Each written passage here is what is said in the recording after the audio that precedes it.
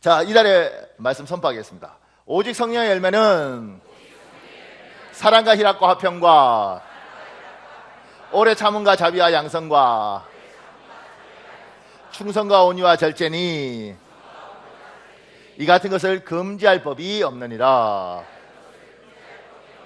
갈라디아서 5장 22절에서 23절 말씀. 성령 하나님, 제 삶의 성령 열매가 풍성하게 하옵소서. 예수님 이름으로 기도합니다. 아멘. 여러분의 기도대로 반드시 될 줄 믿습니다.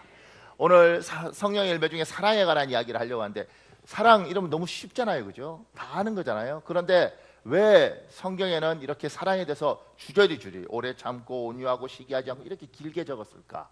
이게 뭘까? 이야기를 좀 하려고 합니다. 자, 여기 적어놨습니다. 사랑은 우리 개인적인 감정이지만 또한 성령님께서 우리에게 주시는 인격적 열매입니다. 사랑 그러면 그냥 내 감정이라고 생각하지만 하나님이 주시는 선물, 열매도 있다는 겁니다. 이야기를 하기 전에 이제 성령님에 대한 이야기는 우리 사도행전 19장 2절에 있습니다. 여러분 읽으십시오. 시작.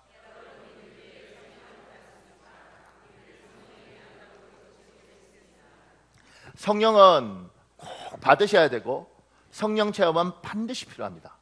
그러니까 믿음의 기초 중에 하나는 성경을 배우고 말씀을 배우고 기도를 배우는 거지만 성령을 영접하지 않으면 신앙이 힘이 없고 하나님에 대한 확신이 흔들릴 때가 있습니다. 그러니까 반드시 성령 체험을 해야 됩니다. 지금 여기 제가 붙여놓은 글은 한용호라고 일찍 미국 가서 미국 LA에서 한인갱이 됐어요. 그래서 한인갱 노릇을 하다가 마약에 중독되고 가정 깨지고 아내는 애들 데리고 떠나버리고, 그래서 이 사람이 폐인이 되다시피 한 가운데 자살을 합니다. 약을 먹고 자살한 그 내용이 여기 있습니다. 그 다음 내용이에요. 제가 읽어드릴게요. 깊은 잠에서 깨어난 것처럼 몽롱한 기운에 정신이 들기 시작했다. 다시 살아난 것이다. 죽어야만 하는 내가 다시 살아난 것이다. 속이 울렁거리고 미식거려서 간신히 화장실로 기어갔다. 속에 있는 더러운 것들을 양변기에 가득 쏟아 부었다. 온통 피범벅이었다. 피덩이가 쏟아져 나와 양변기는 넘치기 직전이었다. 물을 내렸다. 다시 몸에서 더러운 것들을 쏟아냈다. 거의 탈진 상태로 몸을 가누지 못할 정도로 기운이 없었다. 그러나 간신히 일어서서 거울을 보았다. 순간 너무나 끔찍했다. 휑하니 들어간 눈, 새까만 얼굴, 뼈만 앙상이 남은 듯한 해골 모형의 나의 얼굴은 귀신의 얼굴이었다. 무섭고 끔찍했다. 두렵고 떨렸다. 부들부들 온몸이 그렇게 춥고 떨릴 수가 없었다. 살긴 살아야겠는데 어떻게 해야 할지 몰랐다. 나는 그때 언젠가 교회에서 들었던 하나님을 떠올렸고 피 묻은 옷을 모두 벗어버리고 욕조에 벌거 쓴 채로 무릎을 꿇고 앉아 기도했다. 어떻게 기도하는지도 모르던 나는 그저 이렇게 외칠 수밖에 없었다. 하나님, 만일 계시다면 아무것도 필요 없으니 나 약만 끊게 해주십시오. 만일 약을 끊게 해주신다면 하나님께 남은 인생을 다 드리겠습니다. 시키는 대로 무조건 무엇이든 하겠습니다. 죽는 것도 마음대로 안 되고 살아야 된다면 제발 약만 끊게 해주십시오. 어린아이와 같이 유치할 정도로 매달렸다. 누구에겐가 매달려야만 살 것 같았다. 그때 하나님께서 나에게 오셨다. 아니, 그전부터 계셨는데 내가 죄석에 있었기에 그분을 몰랐을 뿐이었다. 하나님은 어리석은 나를 끝까지 기다리고 계셨던 것이다. 기다리시는 우리 하나님은 나를 만나 주셨다. 나에게 기회를 주셨다. 그리고 가슴 깊은 곳에서부터 인간의 말이 아닌 그분만의 언어로 분명히 말씀하셨다. 내가 제 사함을 받았느니라. 그 음성을 들어 나는 두렵고 떨렸다. 가슴이 뜨거워졌다. 그 음성은 내가 약을 끊었다가 아니라 죄 사함을 받았다는 말씀이었다. 그 말씀 속에서 나는 확신을 갖기 시작했다. 뿐만 아니라 하나님께서는 그 시간 나에게 천국과 지옥이라는 것을 보게 하시고 가슴과 온몸이 태양불에 타는 듯한 엄청나게 뜨거운 성령 체험을 허락하셨다. 그리고 사도행전 20장 24절 말씀도 주셨다. 나의 달려갈 길과 주 예수께 받은 사명 곧 하나님의 은혜의 복음 전가하는 일을 마치려 하면은 나의 생명을 조금도 귀한 것으로 여기지 아니하노라. 그날 나는 엄청난 눈물과 콧물을 흘리며 회개했고 하나님의 아들로서 새롭게 태어났다. 더러운 거짓과 어둠의 자녀를 강권적으로 끌어내어 당신의 자녀로 삼으셨다. 나의 엄청난 과거의 제약에도 불구하고 하나님께서는 당신 것으로 인치셨던 것이다. 그 사건이 있은 후 나는 거의 6개월을 울고 다녔다. 하늘을 보면 하늘이 너무나 눈부시게 파랗고 아름다웠다. 나무를 보면 잎사귀가 하나하나가 너무나 소중하게 느껴졌다. 개미를 봐도 하나님이 창조하신 엄청난 피조물이라는 사실이 깨달아졌다. 사람을 보면 하나님이 이 사람도 사랑하겠지 하는 생각이 들었다. 세상은 너무나 아름다웠고 하나님의 사랑이 온 천하를 뒤덮고 있음을 깨달았다. 감동에 겨워 나의 눈물이 도저히 멈추질 않았고 걸음을 걸을 수가 없었다. 이게 성령 체험하면 이렇게 됩니다. 몇 달 동안 정신없이 좋아서 즐거워서. 근데 이걸 굉장히 짧게 지나가는 사람도 있더라고요. 아주 짧게. 그런데 반드시 하나님이 살아계심을 확신하는 겁니다. 그러니까 이게 없다고 해서 하나님 안 믿는 건 아니에요. 믿어요. 믿는 건 믿는 건데 이 부분이 있으면 명확해집니다. 여러분과 내가 천국 있다고 믿지 않습니까? 믿는 건 믿는데 이거예요. 그런데 천국 갔다 오면 확실한 거죠. 안 보고 믿는 자가 복이 있긴 한데 나는 복이 없어도 보고 믿고 싶어요. 미안합니다. 목사가 이렇게 해서 나도 천국 가보고 싶어요. 좋다는데 가면 오기 싫다는데 갔다 온 사람 저는 많이 만났습니다. 정말 많이 만났습니다. 그런데 문제는 내가 못 갔잖아요. 성경에 적혀 있는데 뭐 안 가보고 뭐 미국은 왜 가? 그냥 텔레비 보고 말지. 하나님 앞에서 안 그래도 믿을 수 있는데 보면 확실한 성령 체험도 제가 이렇게 나는 모태신앙이니까 나 어렸을 때부터 교회 다녔으니까 믿어 믿죠. 근데 살아계신 하나님을 경험하고 성령께서 지금 이 사람처럼 내가 너의 죄를 사했다. 그리고 하나님이 예수를 믿고 나면 이야기하세요. 얘야 내가 너를 사랑한다. 그런 음성을 듣고 이게 진짜인가 가짜인가. 그 가운데 이런 체험들을 하면서 살아계시구나. 이건 벗어날 수가 없습니다. 많은 사람들이 왜 믿음이 흐리냐면 명확한 확신이 없기 때문에 그렇습니다. 이 자리에 있는 여러분 모두가 성령 체험을 하나님을 깊이 만나시기를 예수님으로 축복합니다. 이 성령님이 오셔서 우리에게 해주시는 일 중에 하나가 뭐냐면 로마서 5장 5절입니다. 여러분 읽어보십시오. 시작.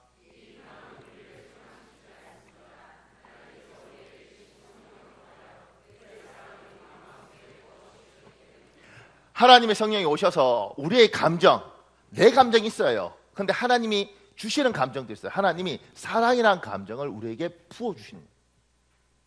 그러니까 인간의 인격적인 감정도 있지만 우리의 주인 하나님께서 사랑이라는 감정을 부어주세요.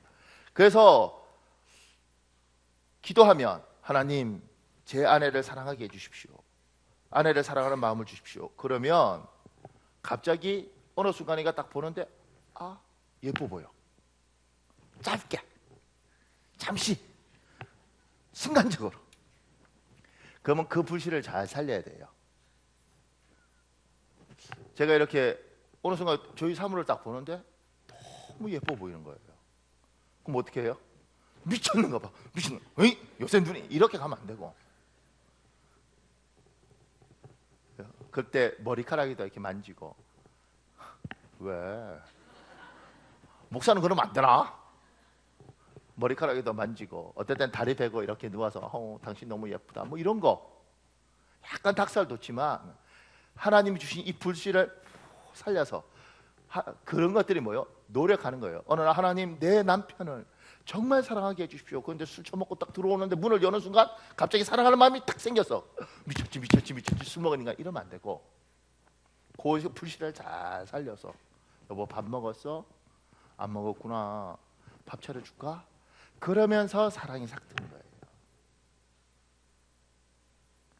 어느 순간인가 우리 남편이 불쌍해. 밥이라도 잘 차려주고 싶어.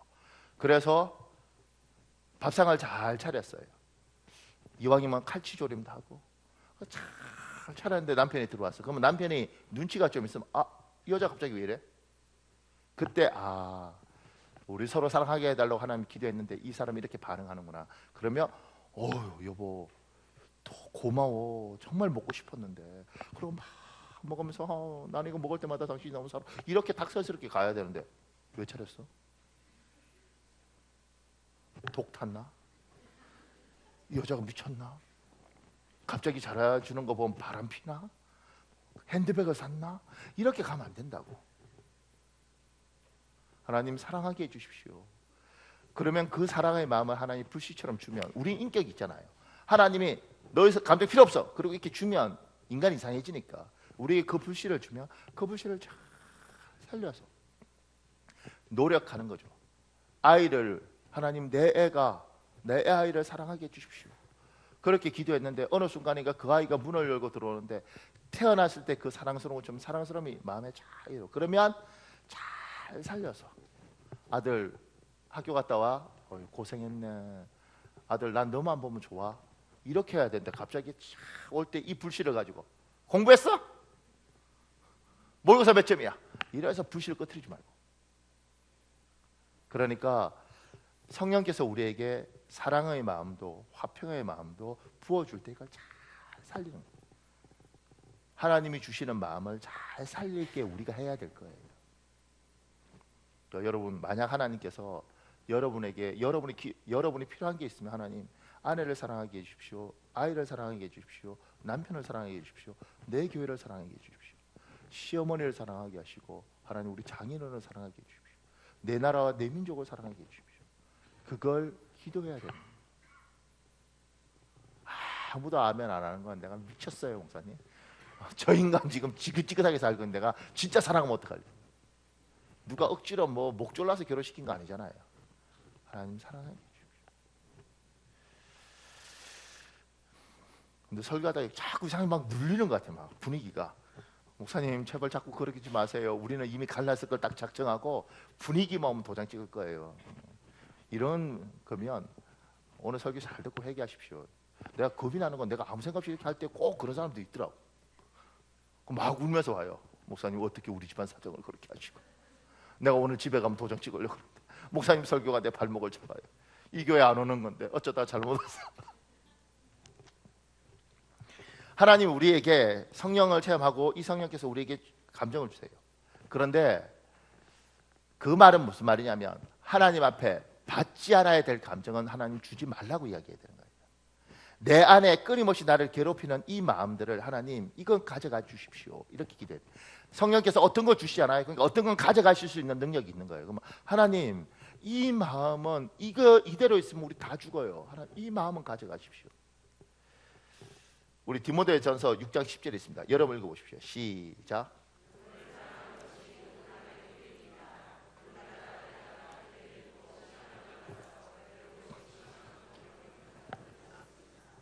돈을 잘 사용하는 거 필요합니다. 돈은 나쁜 게 아니에요. 근데 돈을 너무 살아가면, 돈이 너무 좋아, 미칠 것 같아, 돈만 보면 아무 생각이 없어, 홀딱 빠져. 그러면 하나님께 이렇게 이야기해야 돼요. 하나님 내가 돈의 노예로 살 수는 없잖아요. 이걸 잘 쓸 수 있도록 해주시고 이 마음은 좀 가져가 주십시오. 내가 이 돈에 이렇게 뭔가 미친 것처럼 이 마음을 하나님 가져가 주십시오.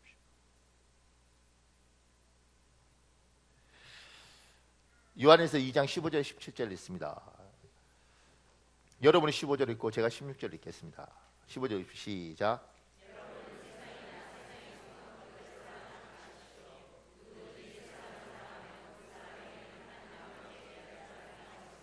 심지어 제가 읽겠습니다. 세상에 있는 모든 것, 곧 육신의 정욕과 눈의 욕심과 삶에 대한 자랑은 모두 아버지에게서 나온 것이 아니라 세상에서 나온 것입니다. 10절 같이 읽겠습니다. 시작.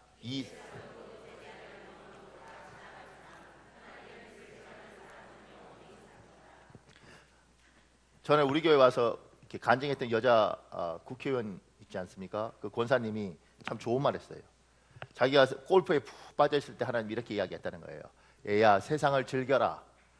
근데 세상을 누려라. 그런데 세상에 취하지는 마라. 참 좋은 말이에요. 우리가 세상에 하나님 주신 복을 누려야죠. 세상에 많은 걸 주셨으니까 즐겨야죠. 그렇지만 그게 취해 살면 안 되는 거예요. 하나님, 나는 이게 너무 좋습니다. 난 세상이 너무 좋습니다. 그러면 하나님 기도해야 되면, 하나님 내가 이 세상을 즐길 수도 있고 누릴 수도 있지만 여기에 취해 살지 않도록 하나님 세상을 너무 사랑하는 이 마음을 가져가 주십시오.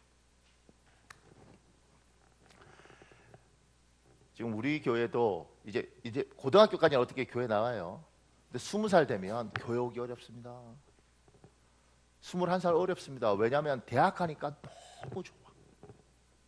MT도 좋고 술도 좋고 남자도 좋고 클럽이 난 뭔지 몰랐는데 나이트클럽이더군요. 나이트클럽 가서 춤추는 것도 너무 좋아요. 안 좋겠어요?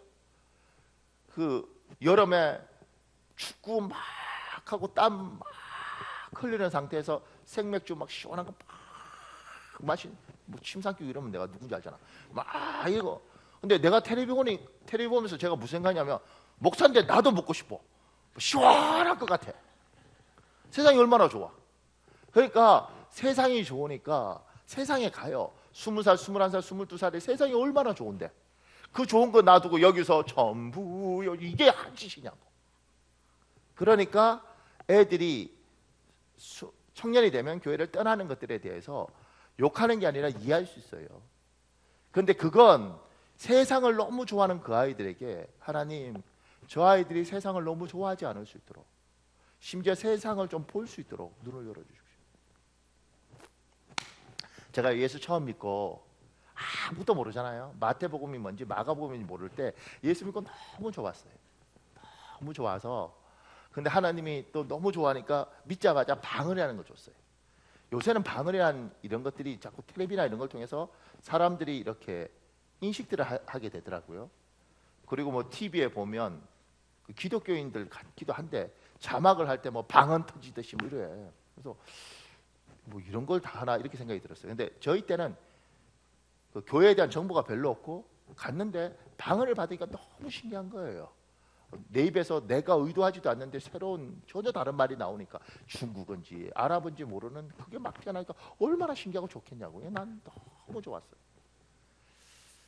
그런데 믿음이 제대로 된 게 아니고 감 믿었으니까. 그래서 이제 제가 국어국문학과 나왔거든요. 그래서 3학년 때 믿었는데 후배들이 그 술집에 모여 있다는 거예요. 또 자랑스러운 대학교 3학년이 원래 이제 군대 안 갔다 오고 이런 애들이 이렇게 그 힘을 쓴단 말이에요. 그래서 애들이 선배님 좀 뭐래요. 그래서 내가 놀러 갔죠. 지금도 아니죠. 반달집.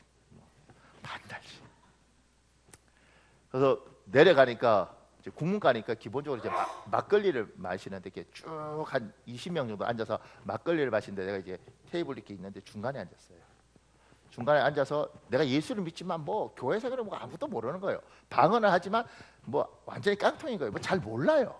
와서 앉았는데 이제 그 뭐 총학생회 간부도 하고 이렇게 하니까 애들이 어우 뭐 학생 운동회 선배 뭐 대단하신 분 뭐 이렇게 여러분이 날 우습게 봤어요. 지금 옛날엔 괜찮았어요. 근데 뭐 이렇게 해서 나보고 막 노래를 한 곡 하래. 선배님 노래 막 이렇게 또 일어났죠. 뭘 불러야 되나? 근데 예수 믿고 나면 약간 좀 이상하거든요. 처음 믿고는 정신이 하나도 없어서 뭘 불러야 되나? 그러다 갑자기 저 높은 곳을 향하여 이렇게. 걔들이 원했던 건 뭐 이런 거 있거든요. 이런 거, 막 이런 노래 원했는데 아무 생각이 없고 그냥 저 높은 곳을 향하여 이렇게. 그래서 불렀어요. 저 높은 곳을 향하여. 근데 어떻게 선배가 부르는데 어떻게 하겠어요? 원래는 막 이렇게 젓가락 두드리고 이렇게 하는데 분위기가 이상하게 차분해지더라고요. 이렇게. 그러다 한참 부르고 있다가 갑자기 방언이 터졌네. 그래서 라바바바 이렇게 불렀어. 뭔 짓이야 술집에서. 근데 뭐 아무것도 모르니까 그냥 막 방언으로 내 딸을 멋있게. 근데 갑자기 앞에 애가 막 울어요 또. 내 인생에서 진짜 황당한.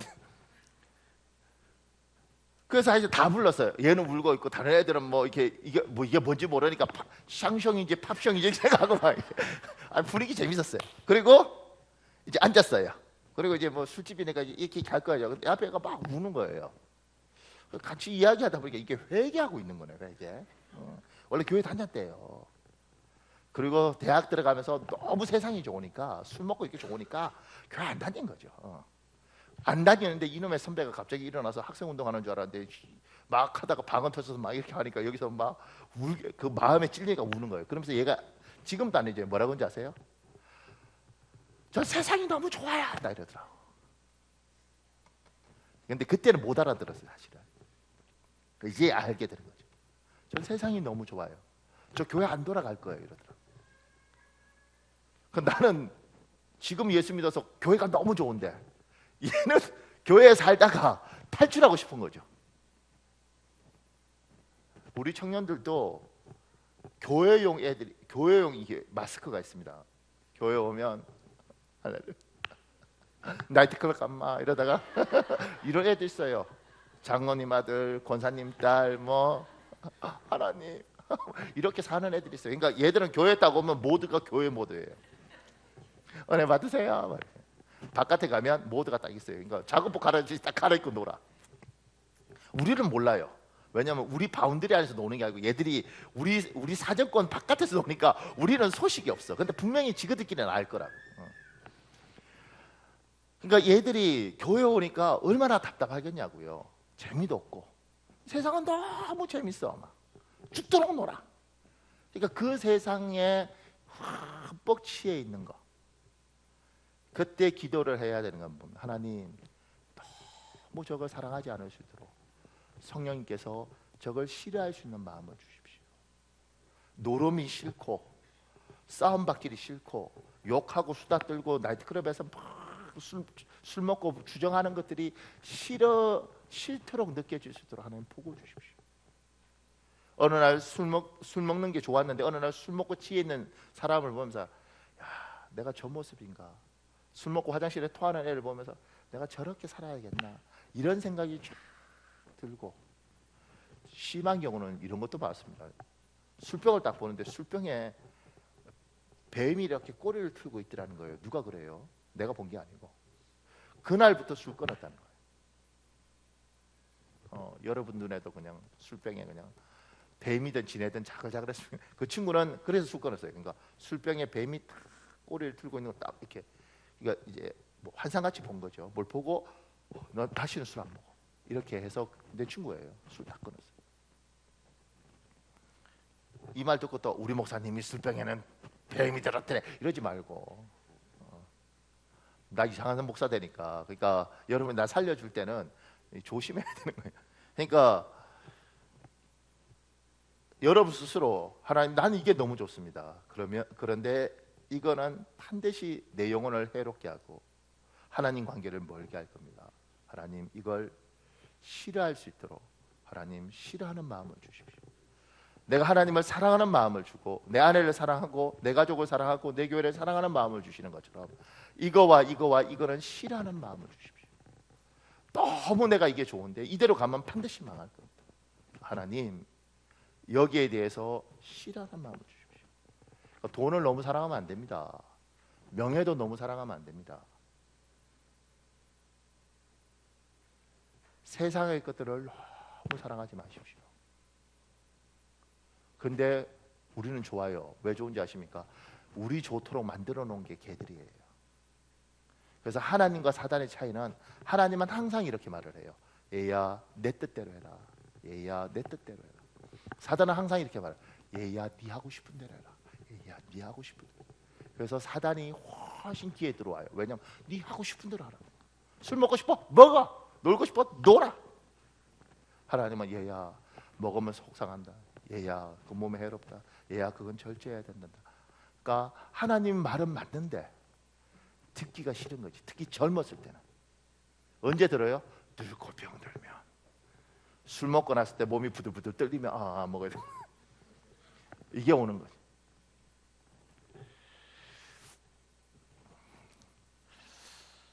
제가 여기 이렇게 적어놨습니다. 두 번째로, 성경에서 말하는 사랑은 우리가 생각하는 사랑과 다른 점이 많이 있습니다.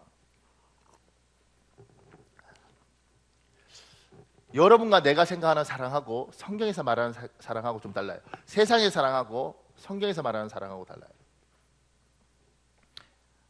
하나님이 우리에게 요구하시는 사랑은 단순한 감정이 아닙니다. 의지와 행동이 동반될 때 사랑으로 인정하십니다. 이렇게 좀 어려운 말씀하는데, 성경에서 말하는 사랑은 세상 사랑하고 달라요. 세상 사랑은 감정이 기본이에요. 그래서 어떻게 해요? 사랑은 변하는 거야 이래요. 사랑은 변하는 거야. 성경에서 말하는 사랑은 내 마음 뜨거우면 이 여자하고 사랑하는 거예요. 식으면 이 여자 정리하는 거죠. 왜냐하면 마음이 식었어. 그리고 이 여자에게 뜨거워지면 이 여자와 사랑하는 거예요. 이 여자한테 식었어. 그럼 뭐요? 빠이빠이 하는 거예요. 세상의 사랑은 그런 거예요. 그리고 이 사랑으로 계속해서 몰려가서 극도에 달하고 있습니다.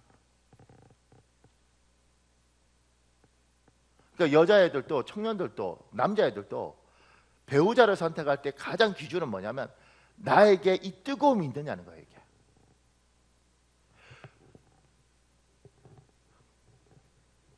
만약 기회가 된다면 우리 여기에다가 박스를 설치하고 모자이크 처리가 돼서 얼굴은 나오지 않고 목소리만 나오는 그 가슴 뛰는 남자하고 살면서 피 맺힌 우리 교회 집사들 이야기를 한번 청년들이 쭉 들으면 얘야 이거 뛴다고 결혼하면 안 된다. 앞뒤 잘 돼야 된다. 이야기 들을 거예요. 왜냐하면 이거 뛰는 건 이놈한테도 뛰고 시간 지나면 저놈한테도 뛰고 계속 뛰어. 잘 모르죠 청년들. 살아보면 얘하고 헤어지면 죽을 것 같은데 안 죽고 살아서 딴 여자를 만나고 있어. 더 웃긴 건 이 여자하고 헤어질 때 나 죽어버릴 거라 그러고 막 이랬는데 어느 순간 다른 여자가 내 마음에 들어와 있다니까. 그래서 제가 사랑은 배차 간격처럼 이 간격 차이가 뭐 긴 게 있고 짧은 게 있어서 그렇지 계속 옵니다. 얘 아니면 얘 아니면 얘 아니면. 그러니까 포기할 필요 없어요. 더 웃긴 건 70에도 옵니다. 난 70에는 안 오는 줄 알았는데 어르신도 오더라고. 제가 기도하고 있지 않습니까? 우리 유권사님한테는 오지 않도록. 내가 다시 아버님 모시기 힘들어서 유권사님. 그러니까 70에도 옵니다. 70에도. 그러니 이게 중요한 게 아니란 말이에요. 그래서 청년들한테는 마음 아픈 게 목사님 제가 너무 나쁜 놈인데 저는 쟤를 사랑해요. 그래서 쟤하고 꼭 결혼해서 살고 싶어요.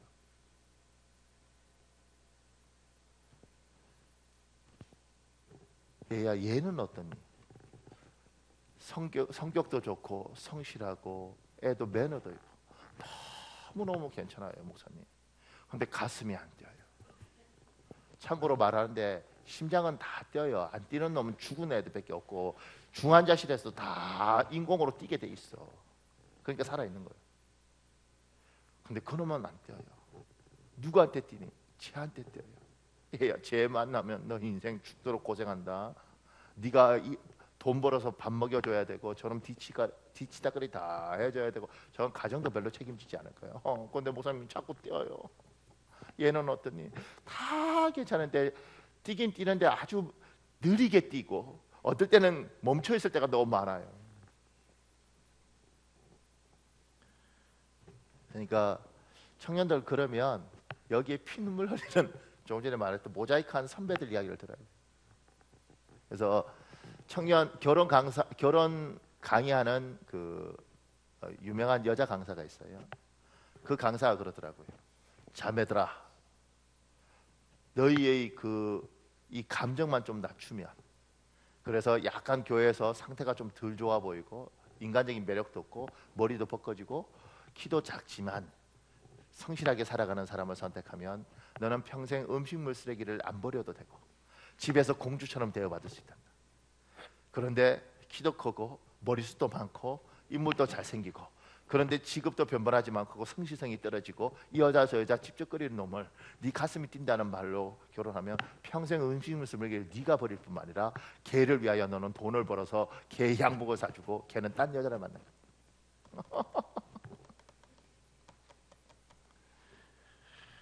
요만큼만 더 가면 청년들이 나갈지도 몰라요. 그러니까 감정적인 사랑만 사랑이 아니고 우리에게 하나님이 요구하는 사랑은 의지도 있고 그리고 감정도 있고 또 하나 행동도 있는 겁니다. 그래서 요한일서 3장 18절에 있습니다. 여러분 읽어볼래요? 요한일서 3장 18절 시작.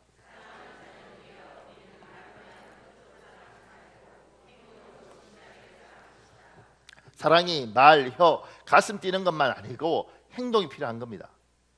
요한일서 14장 15절 20절 있는데 15절 제가 읽고 21절 여러분이 읽으십시오. 너희가 나를 사랑하면 나의 계명을 지키리라.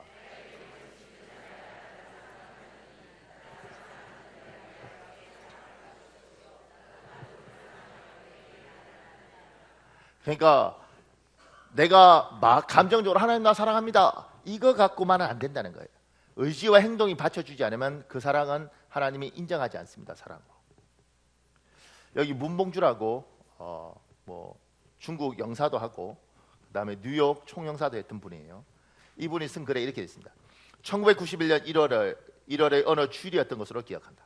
모태신앙의 훌륭한 유산을 물려받은 사람답게 나는 그 주일 아침에도 교회에 가려고 아내와 집을 나섰다. 물론 여느 주일 아침과 마찬가지로 내 몸에서는 지난 밤의 잊혀질 수 없는 추억의 냄새가 풍겨나오고 있었다. 바로 몇 시간 전 그 새벽녘까지 세상과의 불륜 현장이 있었던 것이다. 강남 살롱의 화려한 조명 아래 풍성한 논쟁과 속을 훑어내려는 짜릿한 독주가 있는 술자리는 일주일에 한 번 순결한 신을 만나러 가는 것조차 머뭇거리게 할 정도로 끝모를 때까지 계속되곤 했다. 그래도 오늘은 주일이니까 일주일에 한 번쯤은 위하는 척 해야 하나님도 아내처럼 삐치지 않을 테니까, 그래야 크리스천이란 관계가 유지될 테니까 나는 그 편리한 관계를 한 번도 깬 적이 없었다. 이미 마음은 정부에게 다 빼앗겼는데도 아내와의 편리한 사회적 관계를 유지하고 있는 것처럼 그렇게 주의를 지키고 있었던 것이다. 그날 하루의 만남으로 다시 세상에 나가 어떤 죄를 짓더라도 주님이 용서해 주실 것이라는 강력한 믿음은 모태신앙의 유산일지도 모른다. 예배가 시작되었다. 몸은 여전히 힘들었다. 취기는 쉽게 가시지 않았다. 평소의 주일과 다른 조짐이라고는 하나도 없었다. 사도신경을 외우고 나서 찬송을 부르는데 갑자기 아내가 내 입을 털어막았다. 술 냄새 나니까 입 다물어요. 나는 그때 마치 커다란 돌문 같은 것이 내 머리를 콱 찍어내려 누르는 듯한 충격을 느꼈다. 너무 순식간에 당한 일이라 숨이 턱 막혔다. 마치 하나님이 나를 망치로 내려치는 것 같다. 내가 교회 집사라는 사람인가? 교회 집사가 주일 아침에 찬송도 부르지 못할 정도로 술과 담배 냄새에 찌들었어. 이렇게 나 앉아 있어도 되는가? 하나님을 찬양하는 게 아니라 다른 사람들 시험에 들게 하니까 아예 입을 다물라고? 불교 신자였던 아내가 나를 따라 교회를 다녔을 뿐인 아내가, 나보다 하나님을 더 모른다고 생각했던 아내가 부정한 입술을 가로막고 나서다니, 한 입으로 두 말 하는 가정스러운 입을 이제는 제발 다물라고 아내는 하나님을 대신해 화를 내고 있는 거였다. 나는 그제야 몸에서 확 풍겨나오는 술 냄새를 맡을 수 있었다. 내 몸의 수분이라는 수분은 모조리 알코올로 변한 게 아닐까 하는 착각이 들 정도로 몸을 조금씩 움직일 때마다 술 냄새가 코를 찔렀다. 그런데 나는 그때까지 왜 그 지독한 냄새를 맡지 못하고 있었던 것일까? 창피한 줄도 모르고 술 냄새를 풍기고 교회에 다녀야 했던 것일까? 어떻게 이제까지는 아무 부끄러움 없이 이 부정한 입술로 찬송을 부를 수 있었단 말인가? 정말 엉터리로 살았구나. 집사라는 사람이 세상 사람보다 훨씬 죄를 많이 짓고 돌아다녔는데도 여태 그걸 깨닫지 못했다니. 그때 처음으로 내가 정말 크리스천인가 하는 문제에 대해 진지하게 생각해 보았다. 이 사람 모태신앙입니다. 서울대 외교학과가 나와서 외교관 되어서 잘 나가던 사람입니다. 그리고 어렸을 때부터 교회를 다녔으니까 늘 이렇게 생각해요. 나는 하나님 사랑해. 나 하나님 있어. 그리고 세상 사람들보다 더 심하게 살면서 주일날 딱 한 번 이렇게 예배, 그것도 술에 취해서 비몽사몽간에 예배 드리면서 이렇게 말하는 거야. 나 하나님 사랑해. 이걸 하나님은 뭐라고 이야기하냐면 너는 날 사랑하는 게 아니다 이렇게 이야기해요.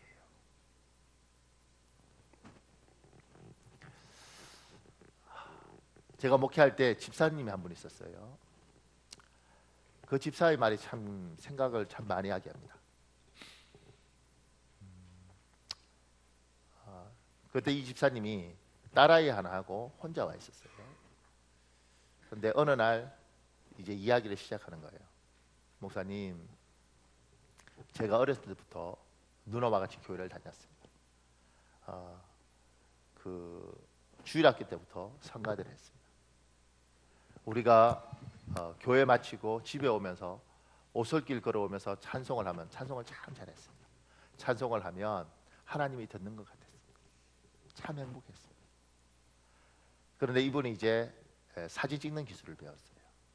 그리고 초등학교 때부터 같이 교회를 다니고 동창이었던 여자분과 결혼을 했어요. 그런데 사진 찍는 게 웨딩 뭐 이런 거 찍으면서 잘 됐습니다. 사업이. 그래서 3층짜리 건물을 짓고 밑에는 뭐 이렇게 뭐죠? 뭐 이렇게 그 옷 빌려주고 뭐 이런 거 뭐 웨딩 그런 거 하고 2층은 뭐 사진 찍고 3층은 자기 집하고 잘 살았어요. 그런데 이게 전부 다 주일날 있잖아요. 주일날 그거 쫓아다니고 자꾸 커지니까 호텔 사람들 접대하면서 노래방 가서 술 먹으면서 뭐 이렇게 뭐 주일날 다 해야 되니까 늘 그랬대요. 하나님, 나 하나님 사랑합니다. 주일 예배 안 지키면 이랬대. 나 하나님 사랑하는 거라고. 노래방 가서 막 눈사람 같아서 노래 부르면서 그랬대. 나 하나님 사랑하는 거라고. 그렇게 긴 세월을 살았어요. 주일 빠지는 것도 많고. 그런데도 뭐라고 하냐면 나 하나님 사랑하는 거라고. 근데 어느 날 애가 둘이었는데 둘째가 아들이었거든요. 첫째가 딸이고. 둘째가 아프기 시작했어요. 그래서 그 아이 병을 위해서 여기저기 고치러 쫓아다니다가 결국 서울대 소아병원 가서 확인했어요. 소아암에 애가 걸린 거예요. 그 아이를 고치기 위해서 전국을 다 돌아다녀 마지막 서울대 간 거니까 병원에. 그러면서 있는 돈 다 쏟아부으면서 그 빌딩 3층짜리 그걸 다 날리고 이 아이 고친다고 다니면서 있던 사업 관계 다 하고 빚쟁이가 되고 자기와 그렇게 초등학교 동창이었던 아내가 더 이상은 당신하고 못 살겠다. 그리고 도장을 찍고 결별하고 그리고 자기가 이제 그 아기 남자애가 죽고 소아암으로 죽고 아내와 도장 찍고 아내는 다른 남자한테 가고 자기는 딸 데리고 제가 있던 교회로 온 거예요. 그 사람이 그 누나가 우리 교인이었는데 사람이 이렇게 이제 정서적으로 좀 불안했죠. 몰랐죠. 그 사정을 이야기하는. 그러다가 하나님이 이 집사를 만나 주셨어요. 그리고 이제 울기 시작하는 거예요. 그런 그때 우는 걸 거지같이 운다 그런 것 같아요. 거지가 어떻게 우는지 난 못 봤어요. 근데 정말 비참하게, 정말 처참하게 인생 밑바닥부터 그렇게 이 사람이 6개월인지 9개월인지 모르겠어요. 밤마다 잠을 자지 못하고 우는 거예요. 하나님 앞에. 한번 울기 시작하면 6시간씩 7시간씩 우는 거예요. 그러면서 그 사람이 이야기해 준 게 그거란 거예요. 나는 그때 하나님 생각했다는 거예요. 룸사롱에서 술집에서 주일 예배 다 빠지면서 나는 그래도 하나님 사랑한다고 생각했다. 하나님은 이거 뛰는 거 갖고 사랑이라고 이야기하지 않는 거예요. 세상은 이게 다예요. 근데 하나님은 하나님을 사랑하면 그것이 의지로 행동으로 표현되고 드러나야 되는 거예요. 힘들지만 이렇게 주일날 예배 와 있잖아요. 이게 사랑하는 겁니다. 여러분이나 나도 생활이잖아요. 헌금 하잖아요. 얼마나 힘들겠어요. 또 헌금 못하는 사람은 못하면서 얼마나 아파하는지 아십니까? 그 아파하는 마음, 힘들어도 하는 이게 뭐요? 사랑하는 거예요. 하나님의 사랑은 집에 누워서 하나님 나 사랑하는 거예요, 주님. 이게 아니란 말이에요.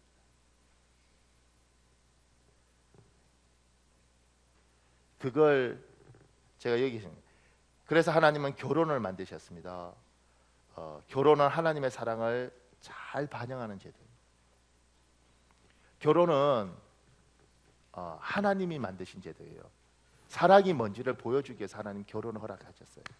보세요. 성경의 마태복음 19장 4절에 6절 우리 교도할까요? 예수께서 대답하여 말씀하셨다. 너희는 창조주께서 처음부터 사람을 남자와 여자로 만드시고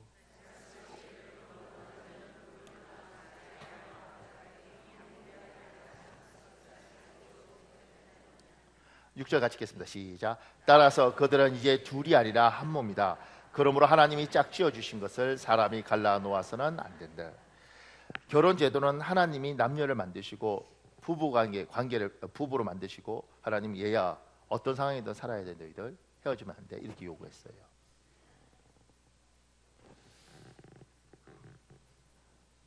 혼자 사는 게 쉬워요, 어려워요? 질문하는 겁니다. 혼자 사는 게 쉬워요, 어려워요? 혼자 사는 거 어렵습니다.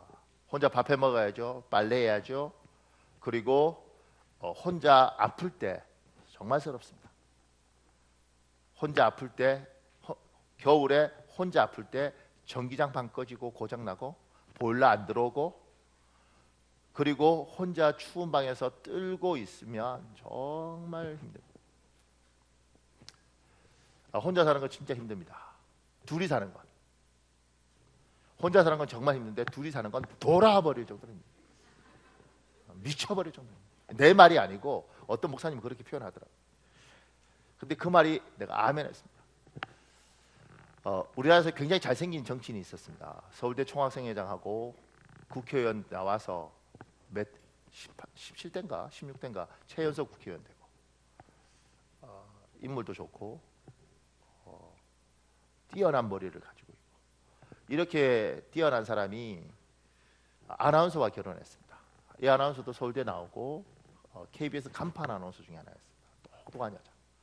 둘이가 결혼해서 23년을 살고 그만 살자. 너무 힘들다. 그래서 갈랐었습니다. 남의 갈랐으니까 그냥 갈랐었는가 보다 이렇게 생각하시는가 본데 갈랐었습니다. 제가 그거 보면서 그 생각했어요. 야, 둘이 사는 거 정말 힘든가 보다. 나보다 훨씬 머리 좋고 인물도 좋고 잘생기고 똑똑한 이 두 사람이 정말 23년 살고 내린 결론이 뭐냐면 그만 살자. 힘들었으면 못 살겠다. 이 상황에서 아멘 하면 안 돼요.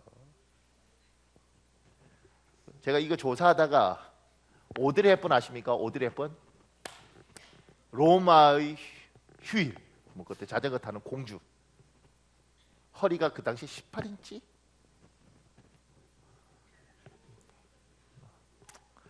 사람이 이게 비교할 정도 되면 막 허리가 그 당시 26인치?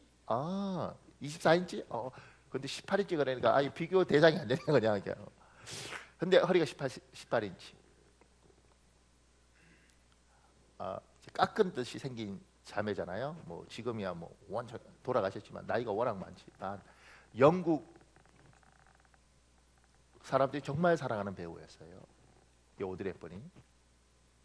제가 놀란 게 뭔지 아십니까? 이 예쁜 오드리 헵번이 결혼을 2번 했어요. 2번 다 이혼했는데 더 놀라운 건 이 오드리 헵번하고 결혼했던 첫 번째 남자가 페리라는 남자인데 영화 배우예요. 이 사람은 5번을 결혼했는데 오드리 헵번이 3번째예요.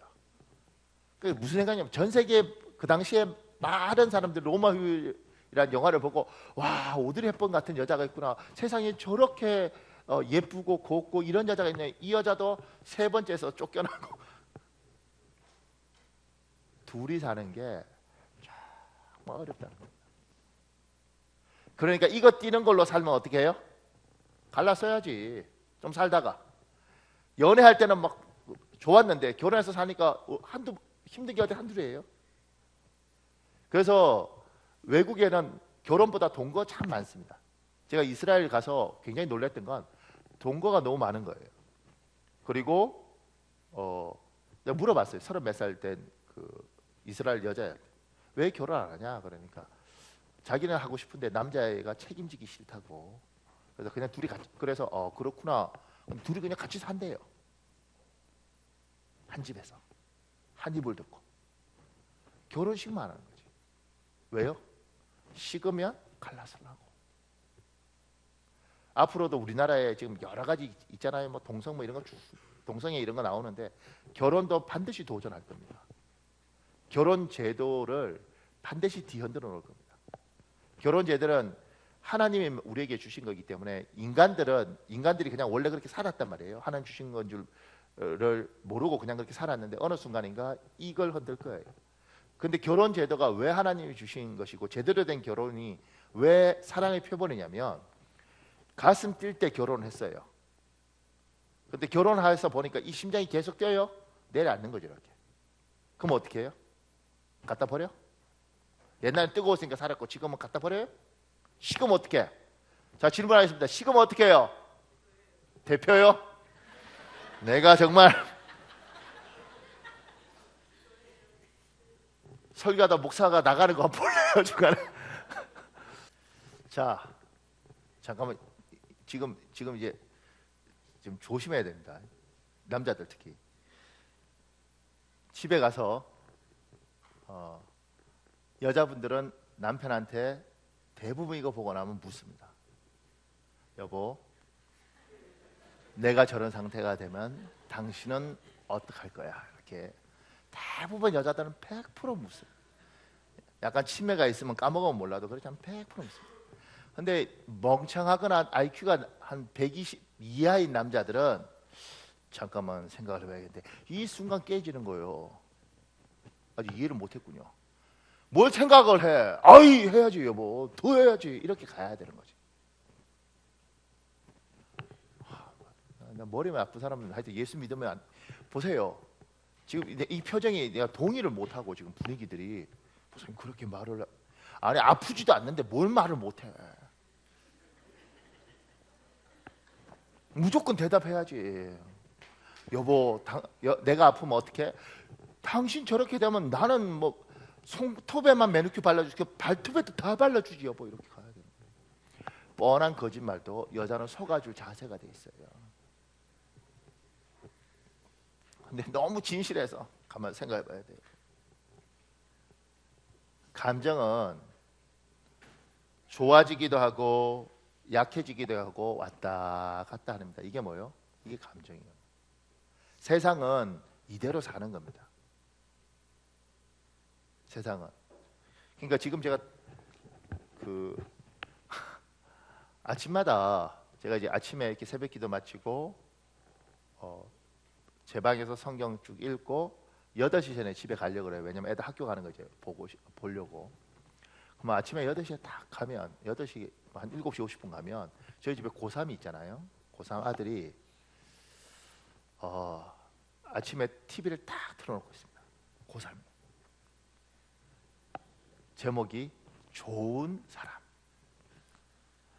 난 세상에 고3이 아침달만을 꼬박꼬박 보고 학교 가는 경우 난 처음 봤는데 아버지.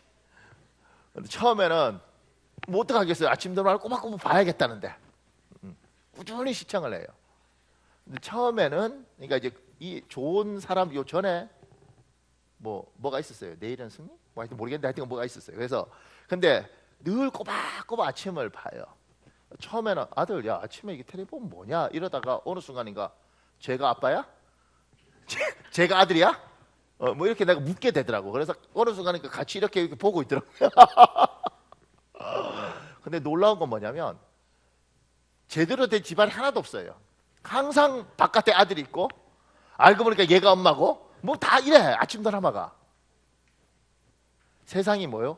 불륜과 정상적이지 않은 가정, 이게 판을 치더라고. 그리고 우리 아이들이 그걸 보고 여러분과 내가 그걸 보고 세상이 그런 줄 알아요. 그리고 그게 사랑인 줄 알아요. 내가 좋으면 살고 상황 안 좋으면 갖다 버리고. 하나님은 사랑은 좋아하는 감정이다. 국어사전에 이렇게 돼 있거든요. 이승식 국어사전에. 그렇게 정의하지 않아요. 사랑은 좋아하는 마음이 있겠지만 이 감정이 식더라도 끝까지 책임지고, 내가 뱉은 말에 대해서 내가 결혼할 때 당신의 아내를 어떤 상황이 있어든 사랑하겠냐 그랬을 때 그 사랑을 지키는 거예요. 감정이 식어도. 그래서 지금 오늘 사랑에 대해서 사랑은 오래 참고 온유하고 시기하지 않고 뭐지? 사랑은 오래 참고 사랑은 온유하고 시기하지 않으면 사랑은 자랑하지 않은 교만. 이게 왜 이렇게 기냐면 야 사랑 심장이 박동치는 거 몰라? 이렇게 이야기하는 게 아니고 얘야 세상은 자기 감정에 의해서 하는 것만 사랑이라고 이야기하는데 내가 너에게 요구하는 것은 감정이 식더라도 오래 참고 온유하고 시기하지 않고 자랑하지 않고 교만하지 않고 네가 뱉은 말을 책임지고 설사 병들었다 했더라도 버리지 않고 책임지는 그것이 뭐요? 그것이 사랑인 거예요. 내가 내 아이가 공부 잘하고 똑똑하면 사랑하고 그렇지 않으면 안 사랑하고 이게 아니고 이 아이가 잘하든 못하든 내 감정이 이랬든 저랬든 간에 성실하게 부모로서 도리를 다하는 것, 그게 뭐예요? 그게 사랑이라. 좀 전에 이야기했죠. 제가 말한 어떤 집사, 마음은 있어 하나님에 대해서. 그런데 하나님의 백성으로서 예배드리지도 않고 기도하지도 않고 하나님을 찬양하지도 않고, 그건 사랑하는 게 아니란 말입니다.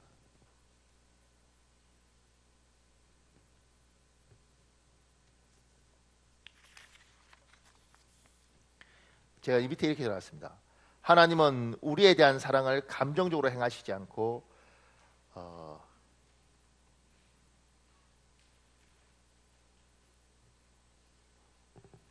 이건 뭐라고 적어놓은 거죠?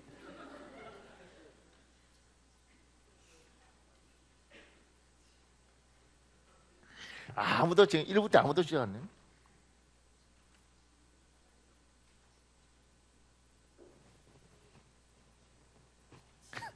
야, 내가 우리 교인들이 이렇게 집중하는지 처음 봤네.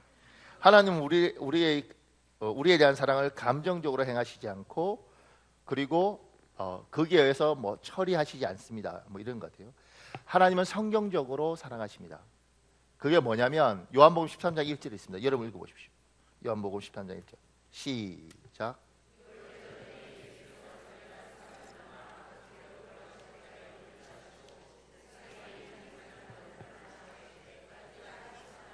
하나님이 자기 사람을 사랑해요. 언제까지 사랑해요? 끝까지 사랑해요.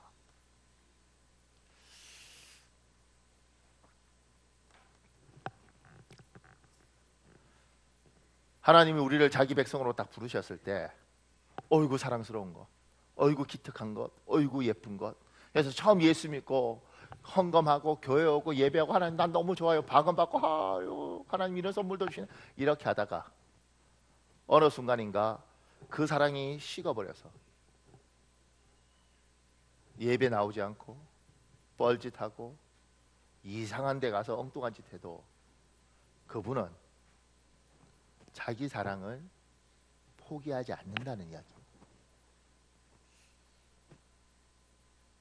우리는요, 우리는 뜨거울 때 뜨겁다가 어느 순간인가 내가 식으면 식는 거예요. 하나님 우리에게 요구하는 거예요. 나는 너에 대한 사랑에 대해서 내가 너를 사랑한다고 이야기했고, 네가 잘할 때든 못할 때든 나는 성실히 너에 대한 사랑을 이행하겠다. 그런데 너는 어떻게 할 거냐, 이렇게 말씀하시는 거예요. 자, 오늘 설교하다가요, 제가 얼마나 놀랐냐면 이거 준비하다가 아침에 샤워하면서 갑자기 한 20년 전에 까먹고 있던 게 생각이 나는 거예요. 제가 전도사 처음 가서 그 목사님한테 아들이 있었어요. 아들이 똑똑했는데 걔가 은행에 다녔어요. 근데 이 목사님이 자기 아들을 꼭 목사로 만들고 싶은 거예요. 그래서 이어련히 아들 협박, 공갈, 뭐 위협, 뭐 집에서 막 결혼 조건 뭐 이렇게 걸어갖고 기어이 그 목회하기 싫다는 아들을 회사를 때려치고 미국에 있는 신학교에 집어넣었어요. 그리고 교회가 등록금이고 생활비고 다 되면서 공부를 시켜요. 하기 싫다는데, 목사 안 하겠다는데, 기어이 교회가 그 많은 돈을 투자해서 싫다는 놈 기어이 집어넣어서 외국의 신학교에서 목사라고. 그리고 한국에도 안 불러요. 왜냐하면 들어오면 때려치고 주저앉을까 봐 부르지도 않아요. 그때 제가 전도사였거든요. 내가 뭐라 그랬겠어요? 나 좀 보내주지.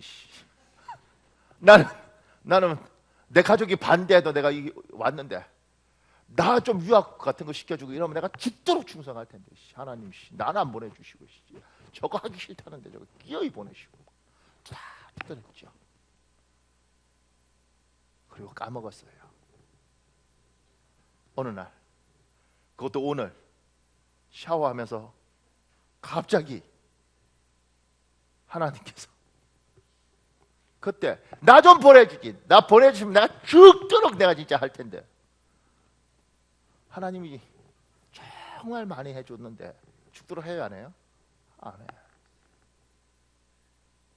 그러면서 하나님이 이런 마음을 주시는 거예요. 나는 네가 그 뱉은 말, 네가 그 투덜거렸던 그 말, 나는 널 사랑했고 네가 뱉은 그 말이랄지라도 내가 받아서 신실하게 난 너에게 약속을 이행했다. 네가 내한테 잘하니까 사랑하고 못하니까 사랑 안 하는 게 아니라 나는 네가 너에게 내가 사랑한다고 이야기했고 너에 대해서 나는 신실하게 내 일들을 다 했다. 근데 너는 어떻게 하냐? 너는 옛날에 뜨거울 때 철회하고 기도하고 하나님 이렇게 하다가 그거 씻고 나면 너는 어떻게 하느냐? 기분 좋으면 하고 기분 나쁘면 안 하고 너는 어떻게 하느냐?